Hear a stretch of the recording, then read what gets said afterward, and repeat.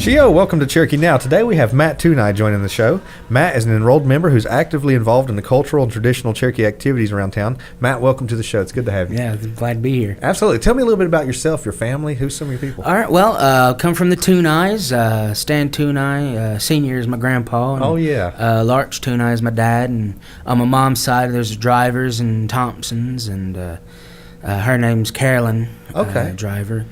I know some folks around here know her quite well. She works in the used to work in the daycare, with Dora Reed, and she's up at the high school now, and she's got quite a reputation about it. Hopefully good. Oh, right? It is. A lot of folks call her crazy. Yeah, I know. I love it. Well, you got a very artistic family. I know your grandpa. I worked with him a lot up at the Cherokee Historical Association, buying a lot of his arts and crafts and stuff. So he's a very talented guy. And you are quite as well an avid flute player. Where did you get your inspiration? Who taught you how to play flute? Well, pretty much I had to teach myself. Okay. I've been doing it for about 10 years now. This summer will make 10 years. I started up at the drama. It's kind of funny because when I had first gotten a flute, for Christmas, the year before, and I didn't play it. It was a nice looking flute. Sitting on the shelf. Yeah, a shelf piece. Yeah, and that year I went to the drama, and Eddie Swimmer was directing at the time, and he asked me if I had a flute, and I said, yeah. I don't play it much, and he said, well, can you learn how to play Wayfaring Stranger? And I looked at him. I was like, yeah, I guess I could. Yeah, I can learn. And he said, well, that's great because you're going in the pre-show tonight. Tonight? Yeah. You've got 4 hours. Go out there and pretty much. Wow. So that's what got you going. Now, how far have you gone with it? You've put out some CDs, right? I have a couple of CDs out. The first one is called Seasons. We did that in, I think, about around 2010 or so. Okay. And we did that on the Hill, backstage at the drama in one of the apartments. Awesome. That was pretty interesting to do. Now, it's 4 long tracks. That's why you call it Seasons, right? Yeah. So it's 4 very long tracks, 15 minutes a piece probably. Yeah. And it's kind of hard to come up with something right on the top of your head, for 15 minutes. You're just playing it out there based on the seasons. Yeah. Awesome. Yeah. And then the other one, the most recent one, is Through Their Eyes. Okay. That's... I'm planning a volume, like a 3-volume series of that. Oh, wow. So I'm still working on the second one. Okay. But that more or less has storytelling and flute music combined together. It's a combo piece. Mm-hmm. So speaking of storytelling, where did you get your stories from? Who taught you stories growing up? I learned from all different folks, Of course, when you're at school, you had Kathy Littlejohn come in. Oh, yeah. Tell stories. You had... Lloyd Arnett and Davy Arch, all of them. I've listened to them talk. I'd probably just sit there and just listen to them for hours. And they can go for hours and hours and hours. And just when you think you got enough, they'll surprise you with something. Yeah, exactly. Did you know this? And you're like, what? Yeah. That's exciting. We're doing a series right now on our Cherokee Legends, and we've interviewed a lot of them. So it's exciting when we roll that out to the public and let everybody see that. So why is it important? Why is storytelling important? I think storytelling is important because it shows you where you come from. It gives you a connection to different places.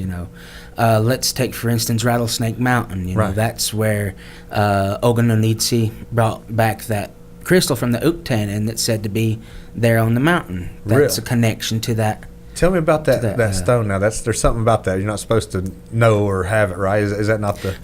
Well, it said that whoever owns it is like the most powerful medicine man ever. Got you. You can use it for all sorts of things, It was mostly used for seeing into the future. If somebody wanted to know how long they'd live, they'd go to a person that had this crystal. And they could see things. Yeah. Mm-hmm. Sometimes you probably wouldn't want to know. Yeah. Well, I can tell you the truth here. And it could also be used if somebody's going to war, if to help them. If they'll know if they'll come back. Okay. So do we know if the stone's still around? Or? Oh, it's quite possible, Never know, do you? It's said to be in a full deer skin. You wrap it up and feed it the blood of small game, and then every once in a while in the year you give it blood of a big game like bear or deer. Okay. And that keeps it active and keeps it strong. Mm-hmm. That's awesome. Tell me a little bit about what you've been doing lately. Like, you've been pretty active. What are you doing moving forward? Well, right now we're doing a sort of a podcast radio play type project right now. Okay. I'm working with some folks over at Western Carolina University in the commercial electronic music department. Awesome. There, and it's sort of it's a good partnership because we have the students in there recording, doing all this stuff, and they're getting time and credit. Working on a project that's meaningful for us. Yeah. And it's also tied to the community as well up there because you have Jutta Color Rock up there and all these other connections on campus. Right. So I think that's pretty meaningful to be working with them. Because ultimately our culture, our history extends well beyond the boundaries that we know today. Yeah. And we were at one time thriving in that area through Cullowhee and in Silva. That's good. That's exciting to see that happening. And I hope, and we spoke about it a little before we came on the air, that you can come and join us as well. Yeah. We work on some endeavors to get some of these legends and some of these stories out there to the public through our media and the government side. That's exciting. Why is it important for our members to learn more about the Cherokee culture? I think it's important because there's not many of us doing it, you know. I think it will help folks get a closer connection and understanding to who they are and who they should be. Right. You know, that goes with everything. What happens when we disconnect? What happens when we don't connect with the Cherokee culture and values anymore? I think, well, you know, I don't want to say you stray, but that's, for lack of a better term, you stray and you find other things important. Okay. I know it's a touchy subject to hear, you know, like money. Right. You know, that's you get focused on that, and then that's all you want. You disconnect from the group harmony that is a Cherokee value. Yeah. It's about where we're about helping each other and coming up as a community. Yeah. You start to lose that, and you go more of an individualistic kind of goal setting, and it disconnects you from your people. Yeah. Essentially. And that, I think that's where the word gadoogie comes in. You know, most folks just think it's just free labor now, but gadoogie is everything that you do. Okay. You know, you help where you can, and you know, if you can. It's not just, you don't have to come together just because there's you know, something bad happen. You can always have somebody come in and you know, help you with projects, or you can help somebody you know, teach them, you know. And you know, taking these stories and the rest of the culture, you know, it helps. It strengthens that bond, you know, that we've sort of just lost, I guess, you know, or just forgot about along the way, because of tourism and the need, I guess, the need to survive in today's world, you know. Everybody's got jobs. Everybody's. Do you think coming together and working on cultural activities like this and learning your history and learning and participating in your culture, could it help also with our drug and addiction issues? Absolutely.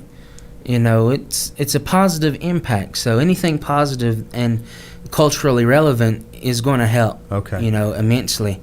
Whether it's just learning songs and dances or, you know, basketry, you know, all these things. And one thing I've noticed, you know, with our Mothertown group that's working out of the Tarot office, I think for a long time, and speaking to what you're saying, for a long time we were really, I guess, we'd push people away that had issues.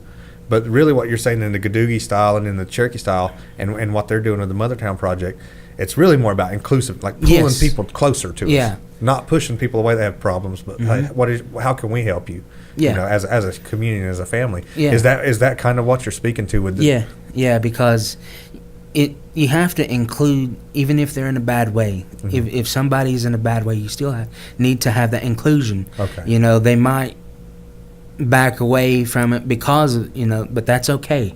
You know, it all comes in time. Right. And when it comes to storytelling, if that's what they're interested in, you know, they'll come. Right. We just have to wait. Right. You know, you don't want to push somebody into it, because that's one sure way of losing somebody. That's right. You know. Do you participate in the stomp? I do. And that in and of itself is a very therapeutic event. You know, I've been to a couple. I think more people need to participate in that. Participate, see it. I know we can't go real in depth with it, but I think that's another facet of it that we need to address, and that folks need to really. And it's open, right? It's an open environment. Come. Most folks have a mindset that they have to be invited. Okay. But if you're Cherokee, You have a clan. It's yours. It's yours. You know, it ain't for me or anyone else to hold it from you. Right. Because that's not how it is, right. how it needs to be. You know, I can't keep you from learning these stories. I can't keep you from right. singing the songs. If it belongs to you, you're Cherokee. You come from the same place I do. That's you right. know? I've seen some genealogy reports and some records that are really fascinating that they do, I guess, through the museum and some others. We all tie back. You go 6, 7, 8, 9 generations back, and you know your great great grandma was a sister of my great great. I mean, all of us fairly are tied back to a singular lineage there, and it's exciting to know that we are really one people. In essence, so all the differences that we have, we really need to. When that happens, it's fine to have differences of opinion and arguments and confrontation. But make sure we always remember in the back end, we come from the same thread. We're the same people, and we got to heal together. Well, good. That's exciting. What's the best way for folks to learn these skills, these pieces of our history, these cultural tidbits? You know, there's sources, materials. Okay. I know Kathy Littlejohn has some CDs out of her stories that she tells. Lloyd Arnage definitely has some out. But you know, there's nothing like going to the source itself. Right, to the source. People that know. Okay. You know, it's up to you to seek that out, right? I mean, and that's where I feel guilty sometimes. Is like I want to get involved, but I don't take that step, that next step. I know my responsibility as a Cherokee member and as a citizen of our tribe, but taking that next step, to reach out to Matt and just be like, Matt, I want to join you this weekend and do some stuff, learn some things. Let's go gather some, absolutely. You know, that's our responsibility as a people. We have to do that. We have to take that extra step to go to a person who knows and ask them to teach us. Right. You know, we can't just sit by and think, well, maybe they'll come over here. Right. Actively participate with the group. That's all it is. And it's so simple. It's usually a very rewarding and very accepted process of just saying, hey, you know, sometime when you get a chance, teach me about this. Simple as that.